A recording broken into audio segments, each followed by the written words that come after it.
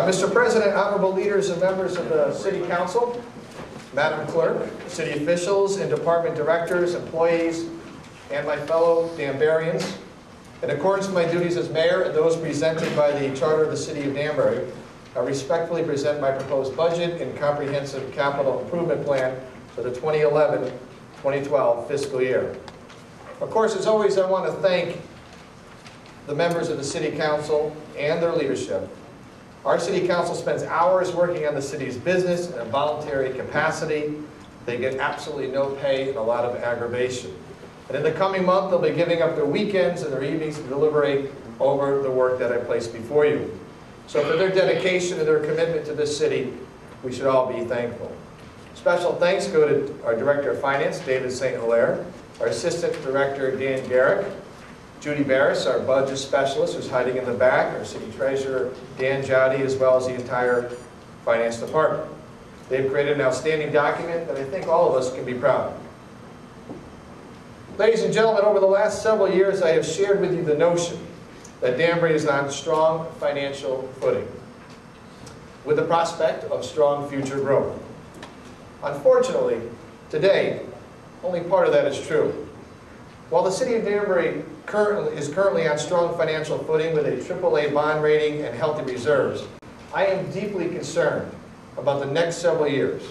And as such, tonight I will propose a number of program changes and initiatives to begin the process of making structural changes to our city operations so that we may avoid the mistakes that other cities have made while faced with similar challenges. Some of these challenges include, but are not limited to, the following. While our pension system has outperformed all of the major indexes over the last several years, the system has come under a tremendous amount of pressure due to the collapse of the stock market in 2008 and 2009. And because of the decline of the stock market, the required contribution to the various employee pension funds to meet our contractual obligations will be very difficult for us to manage in the future. Let me give you an example. In 2008 and 2009, the city was required to contribute approximately $2.2 million towards our pension funds. Last year, we were required to contribute $5.2 million, and this year, we're required to contribute $7.6 million towards all of the various employee pension funds. And if no changes are made to our current pension system, take a look at the graph for the coming years. Now I know that the numbers are kind of small and they're tough to read, so I'm going to read them off for you if you can't see them. As I mentioned, in 2013, you're looking at $7.6 million. In 2014, you're looking at $9.4 million. In 2015, you're looking at $11 million. In 2016, you ballooned up to $12.5 million. And by 2018, you're at $13 million. Ladies and gentlemen, the employee our pension contributions to the Employee Pension Fund have become the Pac-Man of our budget. It becomes incredibly difficult to deliver the needed services, to be able to provide the funding for our schools, to be able to do all the things that we need to do, plus fund this obligation. Needless to say, we will have pension and the pension system as part of our negotiations going forward. In addition, healthcare costs for our employees and retirees have increased dramatically over the last several years. In 2004 and 2005, our healthcare costs were almost $9 million. This year, those costs have escalated to $15.5 million. Needless to say, the cost of employee health care will be a focus of discussion in the upcoming negotiations with our unions. Again, I want you to take a look at these numbers, and I recognize you can't see them. The growth going from 2005 to 2010 represents almost $6 million. To achieve $6 million of new money requires hundreds of millions of dollars of new construction. And given the economic conditions that every city and town across Connecticut and across this nation are facing, it is virtually impossible to continue to fund the escalation of those costs. Clearly, we're going to have to get healthcare costs for our employees and our retirees under control. But I want to be clear about something. We're negotiating with all of our collective bargaining units. I've worked side by side with these people for the last 10 years. They're good people. In fact, I'd say they're great people. So I don't think we ought to demonize or scapegoat city employees or engage in the kinds of deconstructive conversations that have taken place across this country. We certainly respect the right and the ability of our unions to be able to negotiate, and we support them in that right. But the reality is that it's my job and your job to represent the taxpayers of this city. So we're going to do that as best as we can to try to get those costs under control. Another challenge for us, as you all know, is the spiraling cost of energy. Like the rest of the country, our energy costs continue to skyrocket. The price of heating oil and diesel fuel have risen dramatically over the last year. At this time, my administration is investigating the feasibility of switching our fleet of vehicles to compressed natural gas as a way to reduce gasoline and diesel expenditures. Ladies and gentlemen, energy efficiency projects will be the word of the day as we go forward. Cost avoidance, fleet management will be critical if we're going to be able to save money in this new economy that we live in. And while I mention the new economy, it's no secret that the overall economic climate over the last few years has had a negative impact on every revenue source that makes up our city budget. Everything from permit fees, interest income, to our grand list have taken a tremendous hit during this recession. One of the strategies that we've been using to help increase our revenues is to assess every asset that the city of Danbury owns, and to make a determination about whether we're deriving the highest amount of revenue from the asset in question. Danbury Airport is one of those assets. With more than 180 acres of prime real estate centrally located at the intersection of Route 7 and I-84, Danbury Airport is positioned to generate a tremendous amount of revenue for the city. And currently, we receive about $540,000 a year in fees and registration. In turn, we have about $504,000 in expenses. But more importantly, we bear a significant amount of liability that goes with owning a general aviation airfield in a highly populated area. If we're going to make structural changes to our city's finances, and if we're going to reduce the burden of funding our government from property taxes, then we must look at this asset as a platform to recreate an additional revenue stream for the city of Danbury. So to that end, tonight I'm announcing that I will be appointing a task force to review the economic impact of the airport, and to study and to make recommendations to my office and this council on ways to maximize revenue at this facility.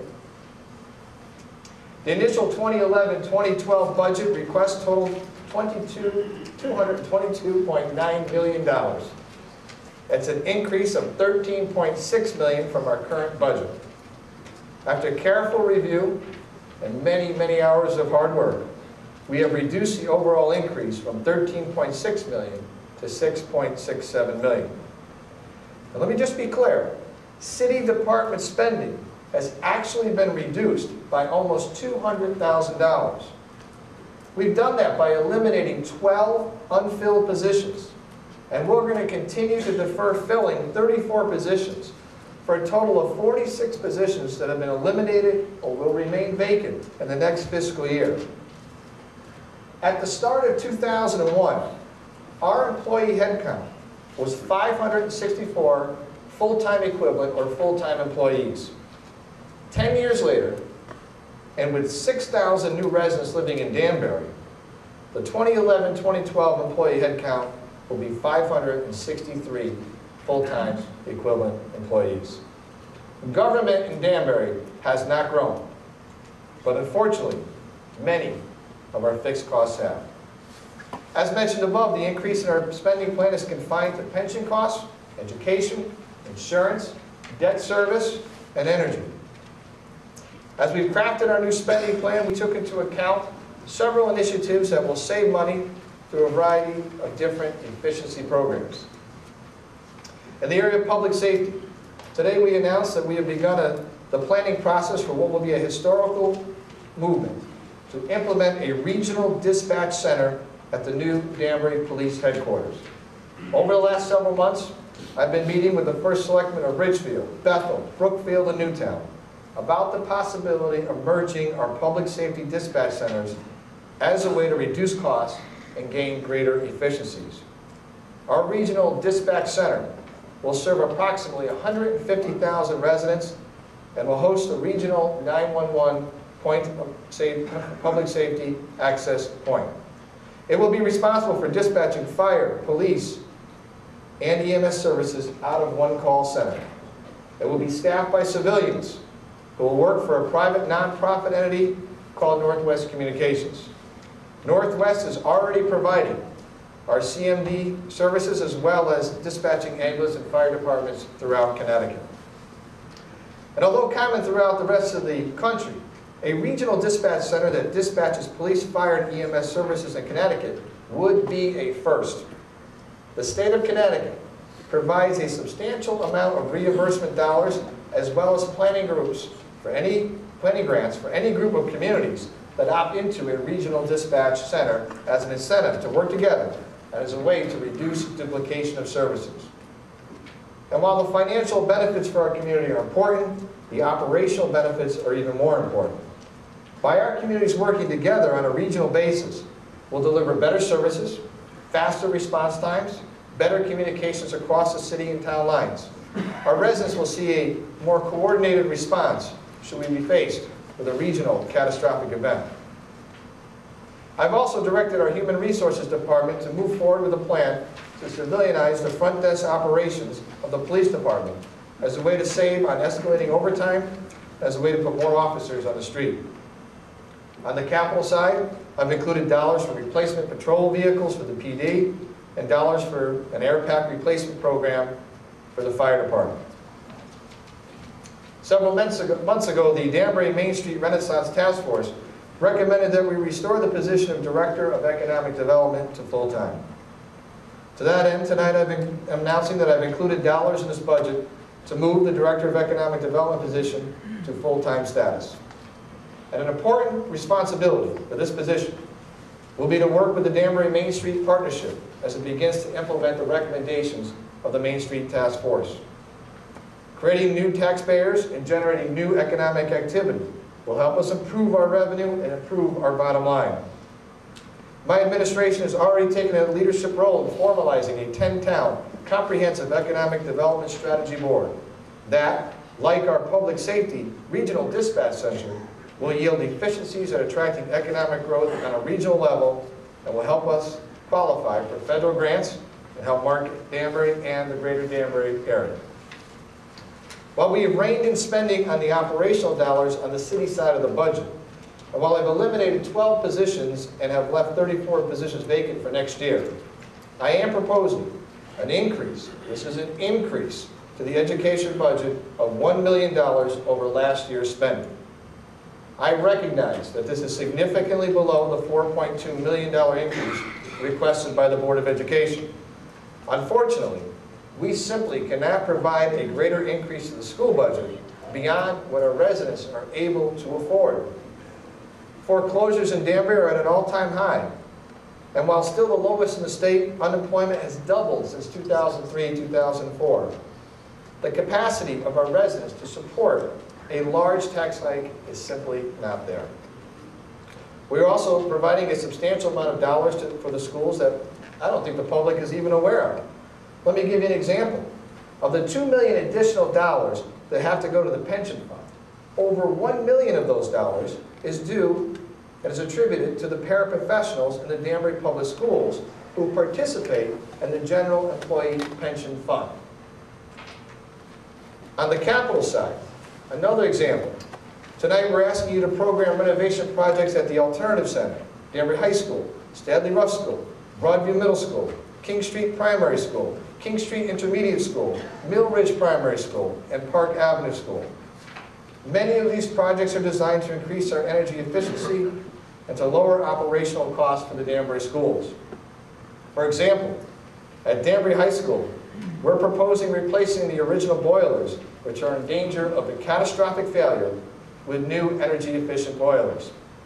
And at the same time, I'm asking you to approve replacing the windows at DHS so that we may realize the full fuel efficiency of the new boilers and qualify for below-market interest rates to fund the project. So, Council, I ask you, does it make sense to replace the boilers at the high school, which haven't been replaced since the 1960s, without replacing the windows of the building that had not been replaced since the 1960s? Probably not. And that's why we're proposing tonight that we do both. All of these expenses are just examples of dollars that we spend on education that people really don't know about, nor do they think about. Yet they impact our bottom line and are an important contribution made by our taxpayers. Our sewer and water fund, this year I'm proposing no increases to our sewer and water rates. Budget assumptions. There are some key budget assumptions I want to share with you. As you're aware, we've been negotiating a proposal to develop 13 acres of city-owned property off of Old Ridgeberry Road. Rather than continue with a very complex lease arrangement with an upfront payment, I'm proposing that we sell the property outright and assume the revenue in our budget. We are also assuming that the current state budget and its municipal aid will make it through the legislative process. Should the governor or the legislature cut our municipal aid as part of the final state budget negotiations, we may have to revisit our spending plan. But I want to make something as clear as possible. We will not ask our taxpayers for another dime should that happen. We will absorb those cuts, we will internalize them, and we will put a budget together that will meet the needs of this community without any additional contribution. But of course we know that that cut in state aid will mean draconian reductions across the board, and I know will result in layoffs for this organization. Contrary to popular opinion, the governor's proposed budget doesn't really treat Danbury that well. In this budget, we've had to absorb a cut of $1.5 million in a key state reimbursement program. Our school board lost $250,000 in the Priority School District grant. And I know that the Malloy administration will argue that the replacement revenue streams will make up for the loss of these grants. Unfortunately, when you add up dollar for dollar all of the state aid coming to Danbury, it's simply not the case. To implement our budget, I am proposing an increase to our mill rate of 0.73 mils to 21.69.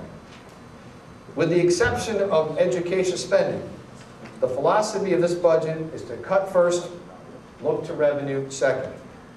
Ladies and gentlemen, cut we did.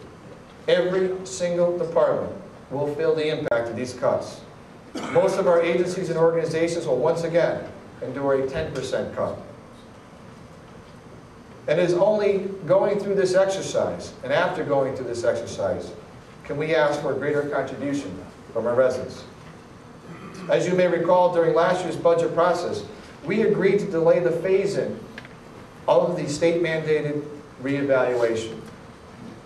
We'll also continue the tax freeze for our senior citizens that was put in place last year. So in summary, the proposed spending plan for the 2011-2012 fiscal year will be challenging. It will be difficult for our departments as well as for our residents. And with the exception of recurring expenditures, departmental spending has been cut by approximately $200,000. We're eliminating 12 vacant positions. We're leaving 34 vacancies unfilled. By eliminating these positions, we are avoiding the possibility of layoffs for this year in our city workforce.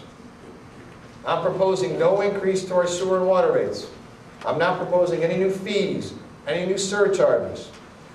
I am proposing a number of long-term cost avoidance measures that I believe are visionary and forward-thinking. A combined regional dispatch that will enhance public safety and lower the city's expenses.